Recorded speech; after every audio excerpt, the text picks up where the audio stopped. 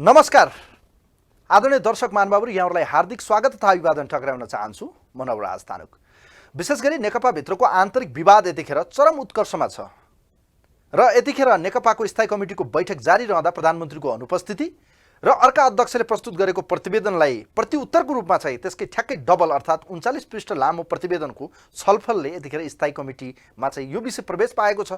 तर उक्त विषयको सन्दर्भमा प्रधानमन्त्री अनुपस्थित भइरहँदा के स्थायी कमिटीको वैधानिकता र यी बैठकहरूको चाहिँ औचित्यमाथि प्रधानमन्त्रीले प्रश्न खडा गर्नुभएको छ। यसपछि के स्थायी कमिटीले टुङ्गो नलगाइसके पश्चात आगामी पुस 5 गतेका लागि बोलाइएको पार्टीको केन्द्रीय कमिटीले यो विषयलाई टुङ्गोमा पुर्याउला त?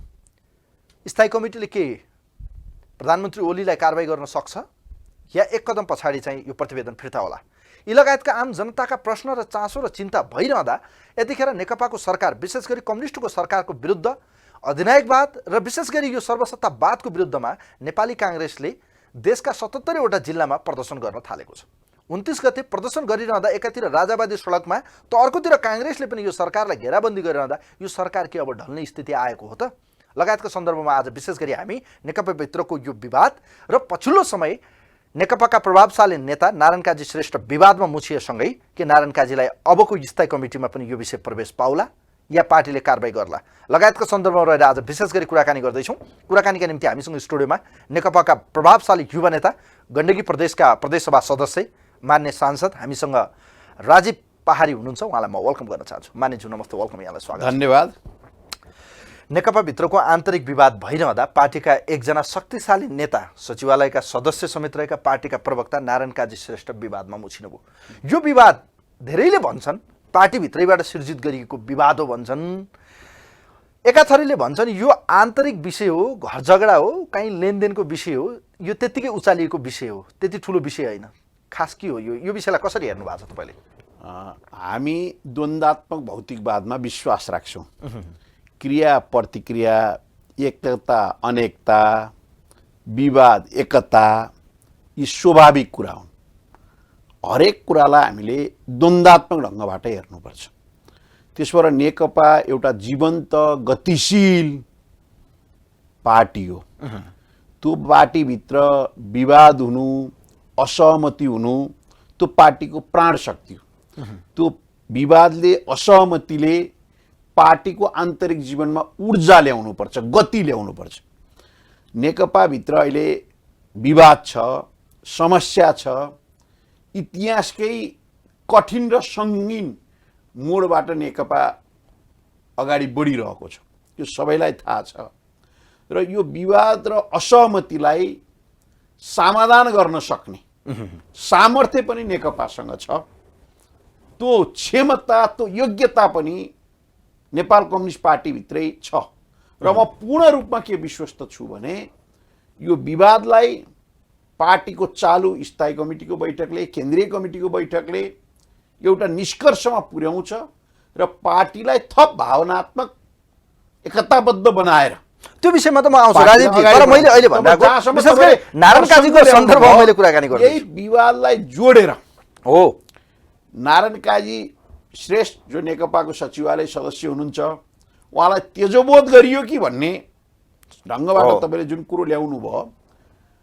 नारायण काजी श्रेष्ठ नेपाल कम्युनिस्ट पार्टीको एकजना आदरणीय नेतै हुनुहुन्छ र प्रसङ्ग छ उहाँसँगै हरेक जङ्क्चरमा, हरेक मोडमा, हरेक आन्दोलनमा साथ दिँदै आएको उहाँको सहयोद्धा, नेपाल कम्युनिस्ट पार्टीको केन्द्रीय सदस्य, पूर्व माननीय, पूर्व राजदूत कमान सिंह लामा, जो उहाँको किचन क्याबिनेटकै एकजना सदस्य हुनुहुन्थ्यो। हिजो जनमोर्चा हुँदा, एकता केन्द्र हुँदा या पूर्व माओवादी हुँदा सदैव उहाँ नारायण काजी श्रेष्ठसँग नजिक रहेको व्यक्ति हो। उहाँले आफ्नो मृत्यु हुनुभन्दा केही दिन अगाडि सामाजिक सञ्जालमा, फेसबुकमा एउटा स्टाटस लेख्नुभयो र त्यहाँ उहाँले केही गम्भीर प्रकृतिका आरोपहरू पनि नारायण काजी श्रेष्ठमाथि लगाउनु भएको छ कि खास गरेर हाइड्रो पावरमा सेयर लगानी गर्ने सन्दर्भमा मेरो 2.5 करोड रुपियाँ को न उहाँहरूले ब्याज तिर्दिनु भयो, न सामा तिर्दिनु भयो, मेरो चाहिँ घरलाई बर्बाद पार्ने काम नारायण काजी श्रेष्ठले गर्नुभयो भनेर जुन पीडा उहाँले चाहिँ लेख्नु भएको छ, यसको सन्दर्भमा गम्भीरतापूर्वक छानबिन गर्नुपर्छ। किनकि हामी सार्वजनिक पद धारण गरेका व्यक्तिहरूको निजी जीवन होला, तर त्यो निजी जीवनले समाजलाई चाहिँ असर पार्न हुँदैन। यो अहिले जे कुराहरू आइरहेको छ, यो कुराहरूले एउटा चाहिँ नकारात्मक खालको सन्देश समाजमा चाहिँ प्रवाह गरेको छ। तर तपाईँहरूलाई खुसियाली मनाउनु पर्ने कारण के छ राजीवजी? तपाईँहरू आज तपाईँहरूको पक्षधरहरू, विशेष गरी प्रधानमन्त्री केपी लाइन ओलीको मान्छेहरूले अहिले नारायण काजी श्रेष्ठको बारेमा यति धेरै अफवाह फैलाउनु पर्ने, यति धेरै खुसियाली मनाउनु पर्ने, दीपावली मनाउनु पर्ने कारण किन भन्नुहोस् त? फेसबुकहरू रङ्गिएका छन्, ट्विटरहरू रङ्गिएका छन्। पछाडि त कुनै अर्थ छैन।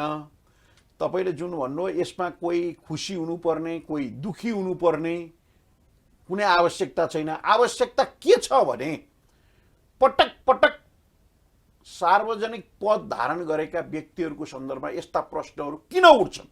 यस्ता प्रश्नहरू उठ्नु हुँदैन, किनभने नेतृत्व भनेको अगुवा हो, समाजको पथ प्रदर्शक हो, चाहिँ उदाहरणीय अनुकरणीय व्यक्तित्व हो। अब एउटा नजिर पनि बनिसकेको छ नेपालको राजनीतिमा। जस्तै गोकुल बास्कोटा पूर्व सञ्चार मन्त्री हुनुहुन्थ्यो, उहाँ सञ्चार मन्त्री हुँदाखेरि केही आरोपहरू लगाइयो उहाँमाथि, त्यसपछि उहाँले छानबिन होस् भनेर आफूले पदबाट राजीनामा दिनुभयो। शेरबहादुर तामाङले एउटा प्रसङ्गमा बोल्दाखेरि त्यसको विषयमा चाहिँ सामाजिक सञ्जालमा विभिन्न टीका टिप्पणी उठे, उहाँले चाहिँ कानुन मन्त्रीबाट राजीनामा दिनुभयो। त्यस्तै कृष्णबहादुर महरा चाहिँ सभामुख हुनुहुन्थ्यो, उहाँको विषयमा केही कुराहरू जोडिएर आए, उहाँले छानबिन गर्न सजिलो होस् भनेर राजीनामा दिनुभएको छ। यो त यस्ता कुराहरू नैतिकतासित पनि जोडिएका कुरा हुन्छन्। त्यसो भएर आरोप लगाउनु र आरोप प्रमाणित हुने कुरा फरक कुरा हो। यो डिजाइन हो कि होइन? त्यसो भए यसो भन्नुहोस् न त, यो नियोजित रूपमा चाहिँ उहाँको चरित्र हत्या गर्ने र सचिवालयमा चाहिँ उहाँलाई चाहिँ कमजोर पार्न सक्यो भने, प्रचण्डलाई पनि कमजोर पार्न सकिन्छ भने यो डिजाइन हो भन्छन् के? तपाईँ के भन्नुहुन्छ? यो एकदम बेठिक कुरा, सरासर झुट कुरा, कपोकल्पित कुरा हो र यो कुरा, यस्तो कुरा त मैले पहिलोचोटि सुने। नारायण काजी श्रेष्ठ नेकपाको आदरणीय नेतै हुनुहुन्छ, उहाँको चरित्र हत्या गर्नुपर्ने के को आवश्यकता छ? उहाँको विषयमा प्रश्न उठ्यो। अब त्यसको चाहिँ ल ठिक छ, त्यसो हो भने अब यसलाई तपाईँले कसरी भन्नुहुन्छ? ल ठिक छ, भयो भने छानबिन भयो, दोषी हुनुभयो भने उहाँ कानुन छानबिन कसले गर्छ?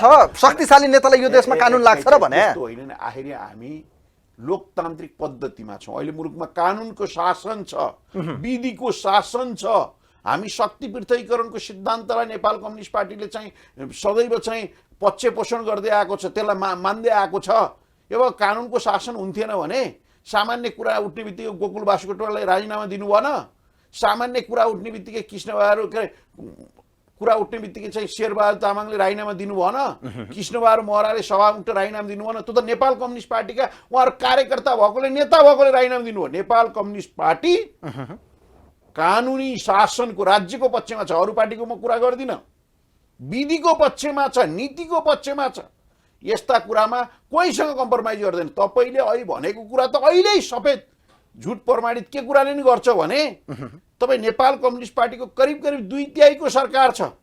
आरोप लगाउने बित्तिकै राजीनामा त अहिले केही समयमै 3-4 जना नेकपाका नेताहरूले दिनु भएन, जो हिजो विभिन्न चाहिँ घटनाक्रम गएको 48 घण्टा बितिसक्यो राजीवजी। 48 घण्टा बितिरहँदा अनि कसैले चाहिँ रातारात चाहिँ राजीनामा दिनुपर्ने नैतिकता उहाँहरूलाई लाग्ने, अनि नारायण काजीलाई तपाईहरु कारबाही गर्न सक्नुहुन्छ? ल भन्नुस्। आज यी सबै घटनाक्रमलाई त स्वयं कमरेड नारायण काजी श्रेष्ठले पनि त सूक्ष्म ढङ्गबाट चाहिँ अध्ययन गरिरहनु भयो होला नि त। उहाँले त भनिसक्नु भने यो अडियो यो केही पनि होइन, लेनदेनको विषय हो। म मध्यस्थकर्ताको रूपमा चाहिँ उहाँकै आग्रहमा, लामाजीकै आग्रहमा मैले गरिदिएको मात्र हो। यसमा मेरो कुनै संलग्नता छैन।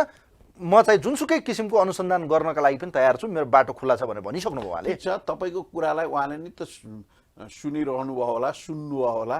हिजो आरोप लाग्ने बित्तिकै चाहिँ 3-4 जनाले चाहिँ राजीनामा दिनुपर्ने, उहाँले किन नदिनु पर्ने भन्ने कुरा त किन दिनु भएन त? आज कति दिन भयो? ल हेर्नुहोस् त, 48 घण्टा बित्दासम्म किन दिनु भएन त? किन दिनु भएन? यो व्यक्तिको स्वयं नैतिकतासित जोडिएको कुरा नि हो। भोलि पार्टीको स्थायी कमिटीको बैठक पनि छ। यो विषयमा चाहिँ अवश्य पनि नारायण काजी श्रेष्ठ स्वयंले भन्नुभएको छ यो विषयमा सबै छानबिन होस् भनेर भन्नुभएको छ। अब यो विषयमा तर चाहिँ- उहाँले त राजीनामा दिनुभएको छैन ठिक छ, राजीवजी। ठिक छ, हामीले कहिलेकाहीँ चाहिँ अलिकति पार्टीको फर्स्ट अध्यक्ष प्रधानमन्त्रीले के एक्सन लिन सक्नु होला? ठिक छ। तपाईँले यति कुरा मात्रै बुझ्नुहोस् कि नेपाल कम्युनिस्ट पार्टीले जोसुकै नेताहरूको विषयमा जब सार्वजनिक ढङ्गबाट प्रश्नहरू उठ्छन् भने प्रश्नहरूको चाहिँ सही ढङ्गबाट निरूपण चाहिँ गर्नुपर्छ, गर्छ, किनकि नेपाली कम्युनिस्ट पार्टी भनेको जनताको पार्टी हो। तर र यो विषयमा पनि यो विषयमा पनि शक्तिशाली नेतालाई विधि प्रक्रिया पार्टीको चाहिँ सिद्धान्त लागू नहुने, नैतिकता शक्तिशाली नहुने। नेता भन्नाले सभामुख शक्तिशाली पद थिएन र उहाँले त प्रश्न उठ्ने बित्तिकै त राजीनामा दिनुभयो त छानबिनलाई सहिलो पुर्याउनलाई। सञ्चार मन्त्री सरकारको प्रवक्ता शक्तिशाली हुनुहुन्थेन र उहाँले छानबिनलाई सहयोग पुर्याउनलाई चाहिँ राजीनामा दिनुभयो। शेरबहादुर तामाङ शक्तिशाली हुनुहुन्थेन र कानुन मन्त्री हुनुहुन्थ्यो बालवाला। त्यो कुरा त नजिर त्यो छ नि त। यसमा मैले यति कुरो मात्र भनौँ कि इट टेक्स टाइम। भोलि बिहान हुन्छ, आज रात त पर्खौँ न। उहाँले यी सबै कुरा त बुझ्नु होला। ल ठिक छ, त्यसो भए अब यो प्रकरणलाई ठ्याक्कै म पार्टीको सचिवालय बैठक र स्थायी कमिटीको बैठकलाई पनि टार्गेट गरेर यही प्रश्नलाई घुमाउरो तरिकाले म सोध्न चाहन्छु यहाँलाई। यो विवाद चलिरहँदा एकातिर चाहिँ प्रचण्डले प्रतिवेदन ल्याउनु भयो, जसलाई धेरैले गुटबाट आइयो भनियो। तपाईँहरूले त अब यो कुण्ठापत्र नै भनिरहनु भएको होला, आरोप पत्रै हो पनि भनिरहनु भएको छ। अर्कोतिरबाट त्यसको प्रत्युत्तर स्वरूप प्रधानमन्त्रीले पनि मुतोड जवाब, इटका जवाब पत्थरले दिइहाल्नु भयो। यो विवाद उल्झेर स्थायी कमिटीको बैठक भयो, बैठकमा प्रधानमन्त्री जानु भएन। यो विवाद भइरहँदा नारायण काजीलाई चाहिँ यस्तो विवादमा मुछेपछि यो पार्टीभित्र फुटको समस्या समाधान हुन्छ या यसको डाइभर्ट हुन्छ? यो झमेला त्यसरी पो आयो कि? पार्टीभित्रको आन्तरिक विवादसँग यो विषयको चाहिँ कुनै साइनै छैन। साइनै नभएको विषयमा मैले कसरी उत्तर दिउँ भनेको क्या, कुनै सम्बन्धितै छैन। तपाईँको अनुमान के? यो विषय यो तपाईँको यो मिल्दै मिलेन क्या, कुरै मिल्दैन क्या। एकातिर आदि अर्कोतिर झोलुङ्गे भयो क्या। नारायण काजी श्रेष्ठको विवाद र नेकपा भित्रको आन्तरिक चाहिँ नारायण काजी श्रेष्ठसँग जोडिएको विषय र यो पार्टीभित्रको विवादको चाहिँ कहीँ अन्तर सम्बन्धै छैन। यो कहीँ चाहिँ मेल खाने विषय नै छैन त। अनि यो विषय कसरी मैले चाहिँ उत्तर दिउँ भनेको क्या। बाहिर पहिल्यै थाहा थियो। सुन्नुहोस् है, मेरो कुरा सुन्नुहोस् है राजीवजी, यो कुरा पहिल्यै थाहा थियो प्रधानमन्त्रीज्यूलाई। उहाँले बेला बखतमा यो अस्त्रहरू प्रहार गरिरहनुहुन्थ्यो, तर यो this is the right time, right सिचुएसनमा चाहिँ हान्नु मात्र भाव भन्छन् मान्छेले। हो होइन, यो बेतुकको यो तथ्यहीन आग्रहपूर्ण यो चाहिँ बजार हल्लाको विषयमा केही नबोलौँ। अब पार्टीको यो विवाद प्रकरण स्थायी कमिटीमा प्रवेश गरेको छ, सचिवालयले टुङ्गो लाउन सकेन। प्रधानमन्त्रीले भन्नुभयो यी सचिवालय, यी स्थायी कमिटी या भनौँ केन्द्रीय कमिटीको औचित्य छैन, यी महाधिवेशनका लागि तयार पारिएका सहमतिका दस्तावेज या सहमतिका लागि बनाएका एउटा टिम हो। अर्कोतिर के भनिरहेको छ भने विधि प्रक्रियाले चाहिँ हिजो सबै कुरा निर्क्युल गर्ने, उपाध्यक्ष पनि यिनै कमिटीले बनाउने, अर्को पनि यिनै कमिटीले गर्ने, हरेक नियुक्तिहरूमा पनि यही कमिटीले गरेको निर्णयलाई चाहिँ सर्वोपरि मान्ने, आज आफूलाई हुँदाखेरि नमान्ने, प्रधानमन्त्रीले बैठकमा अनुपस्थित हुनु भने विधि प्रक्रियाभन्दा बाहिर जानु हो, कार्यकारी अध्यक्षले यस्तो गर्न मिल्छ भनेर उहाँहरूले भनिरहनु भएको छ। बैठकमा प्रधानमन्त्री 1, 2, 3 उपस्थित हुनुपर्छ भन्ने अडानमा हुनुहुन्छ उहाँहरू। अब यो विवाद कसरी अगाडि बढ्छ राजीवजी? पार्टी कमिटीको बैठकले पार्टीको आन्तरिक जीवनमा उत्साह दिनुपर्छ, गति दिनुपर्छ। विवादहरू हुन्छन्, त्यसलाई अन्यथा मान्न हुँदैन। तर नेपाल कम्युनिस्ट पार्टीको सचिवालयको बैठकले समस्यालाई समाधान गर्ने होइन, विवादलाई न्यूनीकरण गर्ने होइन, समस्यालाई उल्झाइराख्ने, बल्झाइराख्ने काम मात्र गर्यो। त्यसबाट नेपाल कम्युनिस्ट पार्टीको सचिवालय जो नेताहरूको चाहिँ कोर हाई लेभलको लिडरसिप पनि हो, त्यो लिडरसिप, त्यो कोर ग्रुप पार्टीको आन्तरिक विवादलाई, समस्यालाई समाधान गर्नको निम्ति सक्षम भएन, सकेन। त्यसो भएर अब हामीले नेपाल कम्युनिस्ट पार्टीलाई थप गति दिने हो भने, मुलुकका यावत समस्याहरूलाई समाधान गरेर सुखी नेपाली, समृद्ध नेपालको दिशातर्फ अगाडि बढ्नियो भने अब हामीले नेतृत्व हस्तान्तरणमै जानुपर्छ। नेपाल कम्युनिस्ट पार्टी त्यो प्रक्रियामै जानुपर्छ। सचिवालयमा जति पनि नेताहरू हुनुहुन्छ उहाँहरू धेरै नेताहरू प्रधानमन्त्री भइसक्नु भएको छ, उहाँहरू चाहिँ पटक पटक परीक्षण टेस्टेड भइसक्नु भएको छ, परीक्षित भइसक्नु भएको छ। त्यसो भएर अब अहिले हेर्नुहोस्, कोरोना भाइरस कोभिड-19ले सिङ्गो मुलुक आक्रान्त छ, जनजीवनलाई गम्भीर रूपमा प्रभावित बनाइरहेको छ। पेसा व्यवसायदेखि लिएर सबै कुराहरू चाहिँ ठप्प रहेको अवस्था छ। आज चाहिँ मानिसहरूको चाहिँ जीवन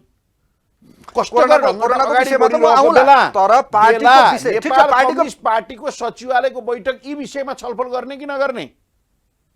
तर सरकारले पब्लिक डेलिभरी गर्ने सवालमा, सर्भिस डेलिभरी गर्ने सवालमा राजीवजी मेरो प्रश्न सुनिदिनुहोस्। तपाईँलाई मलाई आग्रह गर्न चाहन्छु, प्रधानमन्त्री असफल हुनुभयो, प्रचण्डको प्रतिवेदन त यहाँले हेर्नुभयो, पढ्नुभयो नि, अध्ययन त गर्नुभयो नि राजीवजी। यो सरकार भ्रष्टाचारी सरकार हो, प्रधानमन्त्री आफै भ्रष्टाचारीको नायकी हो, कोरोना नियन्त्रणमा सरकार असफल भयो, राजदूतलाई भेट्ने सवालमा राष्ट्रियता नाङ्गो भयो, राष्ट्रियताको मुकुट उहाँको उत्रिएको छ।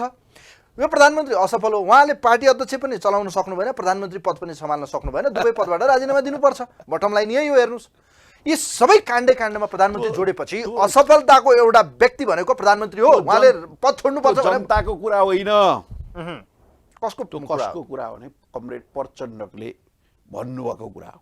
एकजना व्यक्तिले माधव नेपाल तपाईँले बोल्नु, अब मलाई बोल्न दिनुहोस् न प्लिज। तपाईँले क्वेसन सोधे त मैले त उत्तर त दिन पाउनु पर्यो। ओके, कमरेड प्रचण्डले जे कुराहरू पार्टीको चाहिँ सचिवालयको बैठकमा राख्नुभयो त्यसलाई म चाहिँ आरोप पत्र, अभियोग पत्र भन्दा पनि त्यो खास गरी आग्रही मानसिकताका साथ त्यहाँ म धेरै कुरा भन्न चाहन्न। चाहिँ दोष देखाउनको निम्ति चाहिँ आग्रह, पूर्वाग्रह, कुण्ठा धेरै कुराहरू छन्। त्यसको चाहिँ समुच्च त्यो एक हिसाबले भन्नुहुन्छ भने त्यो पत्र हो, त्यसलाई म प्रतिवेदन भन्न चाहन्न। र पार्टी एकतालाई गम्भीर असरले त्यही पारेको छ। पार्टीको अन्तरिम विधानमा के छ? हामी त चाहिँ अहिले नेकपा त संक्रमणकालीन अवस्थामा छ नि त।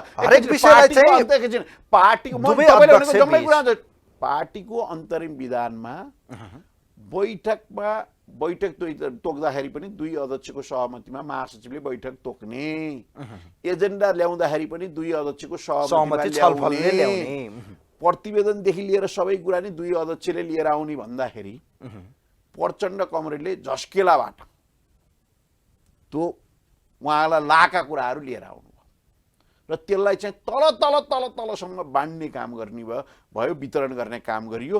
त्यसले नेकपाको विभाजनको रेखा कोर्ने काम आरोप यथार्थको जगमा छैन। तर त्यसको सुरुवात कसले गर्यो भन्ने प्रश्न त आउनु पर्यो नि त। अलिकति हामी फ्ल्यासब्याकमा अलिकति गइदिउँ राजीवजी। तपाईँले भनिहाल्नुभयो विधि प्रक्रियाका र सहमतिका कुरा, यो सङ्क्रमणकालीनमा गरिएका कयौँ अन्तरिम तपाईँहरूको यो विधानमा लेखेका विषयमा म कोट्याइहाल्छु। राजदूत नियुक्ति मन परी, एकल ढङ्ग आफ्ना व्यक्तिलाई मन्त्रालय हेरफेर या मन्त्री बनाउने सवालमा आफ्ना गुटका आफ्ना व्यक्ति कहाँ छलफल गर्नुभयो भन्नुहोस् त प्रधानमन्त्रीज्यूले? राजीवजी, एउटा हामीले बुझ्नुपर्ने कुरा के छ भने पार्टीको विधान अनुसार चल्छ।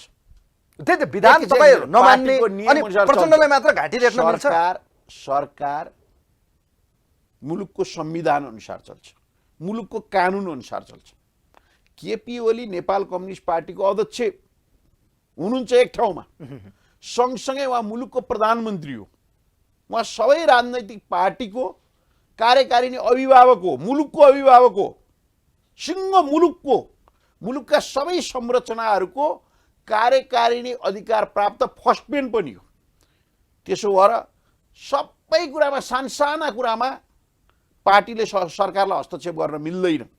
त्यो हामीले चाहिँ अवलम्बन गरेको संविधान विपरीत पनि हुन्छ, कानुन विपरीत पनि हुन्छ। सबै कुरामा पार्टीको हकमा कसलाई कमिटीमा ल्याउने, कसलाई नल्याउने, के गर्ने, कसो गर्ने, त्यो पार्टीको विधान त्यसमा आकर्षित होला। तर सरकार कसरी चलाउने त्यो त संविधान अनुसार चलाउने होला नि त। ए बाबा त्यो हो, मैले माने तपाईँ मन्त्री हेरफेर गर्न पाउने अधिकार प्रधानमन्त्रीलाई होला, तर गत भदौ 26 गते गरेको निर्णय, स्थायी कमिटीको निर्णयले के भन्यो? सहमतिमा हामी मन्त्री परिषदमा व्यक्तिहरू हेरफेर गर्ने, मन्त्रालय हेरफेर गर्ने, नयाँ मन्त्रीहरू पठाउने। त्यो त कहाँ गयो ल हेर्नुहोस् है। उहाँहरूको अर्को आरोप के छ भने प्रधानमन्त्रीले गुटको भेला गर्नुभयो, चाहे बालुवाटारमा आफू निकटका सांसदहरू बोलाएर स्थायी कमिटी या केन्द्रीय कमिटीकालाई बोलाइहाल्ने, दिवा र रात्रि भोज खिलाइहाल्ने, नभए पूर्वतिर गएर भेला गर्ने, त्यहाँ गुटगत गर्ने। अझ त्यो पनि भएन भनेर जनताको बहुदलीय जनवादको नाममा, मदन भण्डारी फाउन्डेसनका नाममा आज देशभरि तपाईँहरूले गुटगतको क्रियाकलाप किन गर्नु? दिउँसै रात पार्ने काम कसैले गर्नु हुँदैन। मैले छुँदा त्यो पहेँलो वस्तु सुन हो, तपाईँले छुँदा त्यो पहेँलो वस्तु पित्तल हो भन्ने ढङ्गबाट चाहिँ त्यो तर्कको निम्ति चाहिँ कुतर्क गर्न हुँदैन। तपाईँले अहिले ल्याएकै कुरामा म भन्छु, अहिले मुलुकमा भ्रष्टाचार बढेको होइन, भ्रष्टाचारीहरूलाई कारबाहीको दायरा बढेको छ। संयुक्त राष्ट्रसङ्घले निकालेको प्रतिवेदनमा हेर्नुहोस्, 14वटा सूचाङ्क चाहिँ नेपालको चाहिँ इन्डिकेटर माथि छ। अहिले नेपालको अवस्था यही आरोप प्रचण्डले लाउनु भयो। अर्को भन्ने कुरा तथ्यले के भन्छ भन्ने कुरा सुन्नुहोस्। ट्रान्सपरेन्सी इन्टरनेसनलको रिपोर्ट के हो? मुलुकको आर्थिक वृद्धि दर इतिहासमै पहिलो पटक 7% भन्दा बढी छ कि छैन? यो कोभिड भन्दा अगाडि थियो कि थिएन? त्यो त हामी पत्याउँछौँ नि। तपाईँ संयुक्त राष्ट्रसङ्घले निकालेको प्रतिवेदनमा 14वटा कुरामा, एउटा दुईटा तेस्रो कुरामा होइन, नेपालको चाहिँ अवस्था सुध्रिँदै गएको छ, नेपाल चाहिँ अगाडि बढेको छ। अब तपाईँले जहाँसम्म एउटा संस्थाको कुरा गर्नुभयो, एनजिओको कुरा गर्नुभयो, त्यसको नेपालको हेड को हुनुहुन्थ्यो, के हुनुहुन्थ्यो, केबाट आज देशको आज सर्वेक्षण गर्दा देशका जनतासँग लिएको, तपाईँ अब त्यसलाई एक्जिट पोल भन्नुहोस्, भक्स पप भन्नुहोस् या स्याम्पलिङ भन्नुहोस्, नमुना, देशका 50 देखि 58% जनताको भोइस के छ भने यो देशमा संस्थागत रूपमा प्रधानमन्त्री भ्रष्टाचारी हो, भ्रष्टाचारमा उहाँको हस्तक्षेप छ, उहाँ संलग्न हुनुहुन्छ। यो भोइस किन आयो त मलाई भन्नुहोस् त? ट्रान्सपरेन्सी इन्टरनेसनलको कुरा गर्दा देशले को सर्वेक्षण त्यो भन्नुभयो, 200वटा भन्दा बढी देशको साझा संस्था संयुक्त राष्ट्रसङ्घले निकालेको वार्षिक प्रतिवेदनमा त 14वटा चाहिँ इन्डिकेटरमा त नेपाल माथि छ त। जनताको अवस्था छैन र छैन, 14वटा कुरामा त अगाडि देखिएन। यो सरकार भ्रष्टाचारी होइन। यो सरकारले भ्रष्टाचार नेपालमा लामो समयदेखिको समस्या हो। त्यो भ्रष्टाचारलाई निर्मूलै गर्यो, अन्त्य नै गर्यो म भन्दिनँ। भ्रष्टाचारीहरूलाई क्रमशः कारबाहीको दायरामा ल्याउँदैछ। काम गर्दै जाँदा कतिपय कमी कमजोरी होलान्। हामीले त हिजो पो हामीले त सरकार मात्रै फेरेको थियौँ, अहिले त व्यवस्थै फेरेका छौँ नि त, सिस्टमै फेरेका छौँ। हिजो मुलुकमा एकात्मक शासन सत्ता थियो, अहिले त सङ्घात्मक शासन सत्ता छन्, छ कि छैन? अहिले त 3 तहको सरकार छ, सङ्घ, प्रदेश र स्थानीय। अहिले त तल चाहिँ स्थानीयले कमी कमजोरी गरे नि, त्यहाँ त केपीहरूलाई दोष लाउने, सङ्घ सरकारलाई दोष लाउने चलन छ नि त। आफ्नो उत्तरदायित्व त चाहिँ जिम्मा नलिने, आफ्नो आँगा चाहिँ भैँसी हिँडेको नदेख्ने, आँगा जुम्रा हिँड्दाखेरि चाहिँ खिल्ली र बिल्ली गर्ने चलन छ।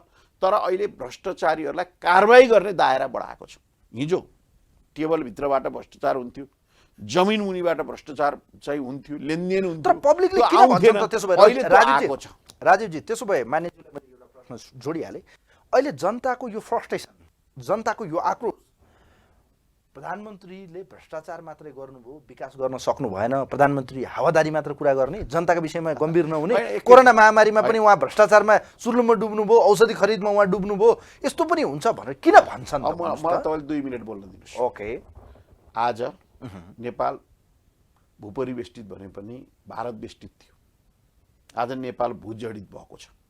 नेपालको अन्तर्राष्ट्रिय सम्बन्ध इतिहासमै पहिलो पटक चाहिँ यो नयाँ उचाइमा पुगेको छ। चाहे चीनसँगको हाम्रो चाहिँ व्यापार पार्वन सम्झौता भन्नुहोस्, चाहे अन्य मुलुकहरूसित हाम्रो चाहिँ सहमति सम्झौताको कुराहरू गर्नुहोस्, आज नेपाल विश्व मानचित्रमा एउटा ठुलो शक्तिशाली मुलुकको रूपमा अगाडि बढिरहेको छ।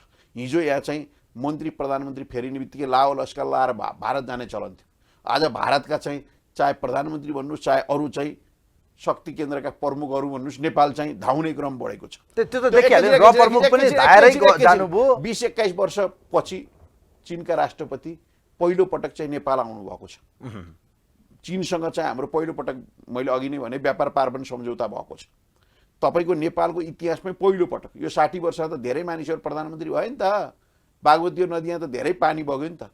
तर केपी ओली मात्र एउटा यस्तो हो कि नेपालको भारतले अतिक्रमण गरेको जमिन, त्यो लिपु लेक, लिम्पुवाधारा, कालापानी लगायतका सबै भूभागहरू समेटेर नेपालले आफ्नो नक्सा जारी गर्यो र यो चाहिँ नेपालको चाहिँ गुमेको, भारतले अतिक्रमण गरेको भूमि, यो हाम्रो भूमि हो, तिमीहरूले गिद्धे दृष्टि लगाउन पाउन्नौ भन्दा भारतले खेलोमेलो धेरै गर्यो। तर पछि यसमा हामी वार्ता गर्न तयार छौँ, छलफल गर्न तयार छौँ, हाम्रा कमी कमजोरी छन् भने हामी रियलाइज गरेर त्यो सबै कुरा गर्न तयार छौँ भनेर अस्ति भारतको सचिव पनि आउनुभयो, एकैछिन राष्ट्रवादी नेता भने एकैछिन प्रधानमन्त्री हो, गुप्तचर संस्थाको प्रमुख पनि आउनुभयो। घटनाक्रमले त सबैभन्दा बढी चाहिँ राष्ट्रवादी क्रान्तिकारी पार्टी नेकपाई हो। तर उहाँको राष्ट्रवादी छवि त यो मुकुट त उत्रिसक्यो भन्नुभयो नि त उहाँले। त्यस्ता कुरा गरेर अर्थ छ। एउटा घटनाक्रमले के भन्नु, अर्को विकास निर्माणको हकमा हेर्नुहोस् त, राष्ट्रिय गौरवका आयोजनाहरूको निर्माणको कार्य तीव्र गतिबाट भएको छ। तपाईँको चाहिँ चाहे पोखरा अन्तर्राष्ट्रिय विमानस्थल भन्नुहोस्, चाहे लुम्बिनी अन्तर्राष्ट्रिय विमानस्थल भन्नुहोस्, चाहे सुन मार्ग निर्माण गर्ने कुरा होस्, हिजो चाहिँ के प्रधानमन्त्रीले चाहिँ रेल आउँछ भन्दाखेरि ती चाहिँ कागजका खेलाउनाहरू चाहिँ देखाउने काम गरियो रत्नबारमा। तर साँच्चीकै रेल त आइरहेछ त, जनकपुर जयनगर चाहिँ रेल चाहिँ आएको पनि 2 दिनमै बन्द पनि भयो नि। समय त लाग्छ त, त्यो दिशातर्फ सुखी नेपाली समृद्ध नेपालको परिकल्पना प्रधानमन्त्री हुनुहुन्छ, मुलुक अगाडि बढिरहेको छ। ओके ल, अब अन्त्यमा मलाई भन्नुहोस् त, त्यसो भए कार्यक्रमको अन्त्यमा छु म एउटा मात्रै प्रश्न यहाँ जोडिहाल्छु।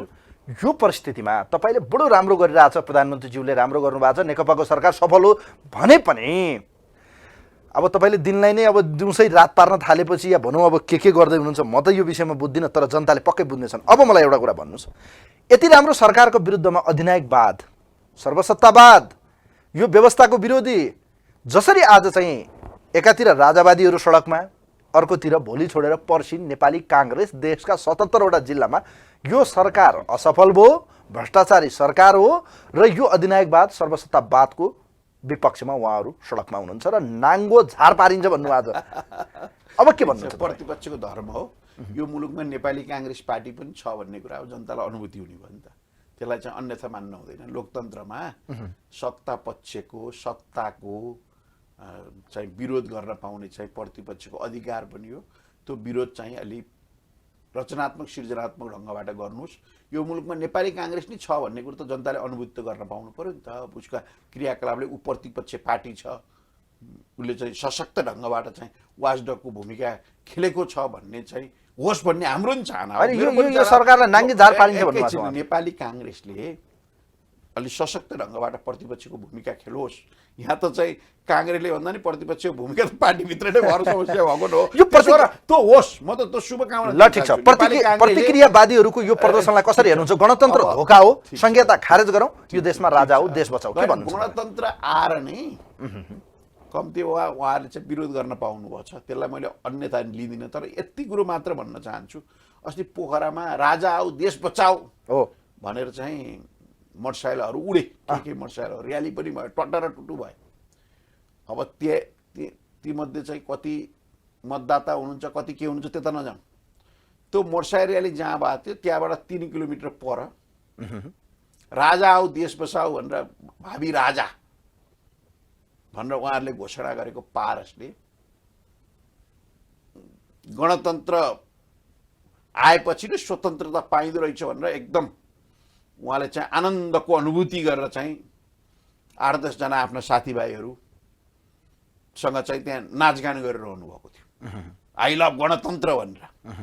त्यसो भएर राजा आऊ देश बचाऊ राजतन्त्र आउँछ भनेको यो मरेको मान्छे चाहिँ बिउतिन्छ भन्ने कुरा मात्र एकादेश कथा हो।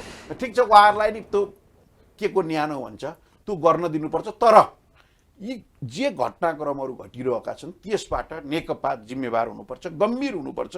नेकपाभित्रको आन्तरिक समस्यालाई छिटोभन्दा छिटो हामीले चाहिँ यो समस्या समाधान गर्नुपर्छ। अहिले सिङ्गो मुलुकको ध्यान हुन त सरकारले चाहिँ सीमित स्रोत साधनको बावजुद कोभिड-19 नियन्त्रण गर्नको निम्ति धेरै पहल प्रयत्न गरिरहेको छ, यो छँदैछ। तर अहिले कतिपय चाहिँ राष्ट्रिय राजनीतिका जटिल समस्याहरू छन्, जनजीविकाका कुराहरू छन्, त्यसलाई चाहिँ नेकपाको विवादले गम्भीर भन्नुहोस्। जनताका बीचमा गरेका प्रतिबद्धता अझै बाँकी छन्, 3 वर्ष करिब करिब गयो, अब 2 वर्ष बाँकी छ। राजीवजी बडो महत्त्वपूर्ण समय र विचार दिनुभयो। म ती यहाँलाई हामीले धेरै धेरै धन्यवाद जनताको दिन बिचमा चाहन्छु। जे बाचा गरिएको छ ती पुरा गरिनेछ। 2 वर्षपछि फेरि नेपाल कम्युनिस्ट पार्टी हामी जनताको बिचमा अग्नि परीक्षामा चाहिँ उत्तीर्ण भएर थ्याङ्क यू आउने। So much. यहाँलाई धेरै धेरै धन्यवाद दिन चाहन्छु। धन्यवाद, थ्याङ्क यू सो मच। आदरणीय दर्शक महानुभाव, आजको यो विशेष संवाद चक्रव्यूहमा हामीसँग कार्यक्रममा अतिथिको रूपमा हुनुहुन्थ्यो नेकपाका प्रभावशाली युवा नेता, गण्डकी प्रदेशका प्रदेशसभा सदस्य राजीव पहाडी हुनुहुन्थ्यो। उहाँसँग विशेष गरी नेकपाभित्रको आन्तरिक विवाद र पछिल्ला राजनीतिक घटनाक्रम र विशेष गरी पार्टीका प्रवक्ता एवं शक्तिशाली नेता नारायण काजी श्रेष्ठको पछिल्लो समयको अडियो प्रकरणका बारेमा रहेर चर्चा गऱ्यौँ। कार्यक्रम हेरिदिनु भयो। यहाँहरू सम्पूर्णलाई धेरै धेरै धन्यवाद दिँदै आजका अतिथिसँगै कार्यक्रमको एउटा टिमसँगै म पनि बिदा हुन्छु। हवस्, नमस्कार।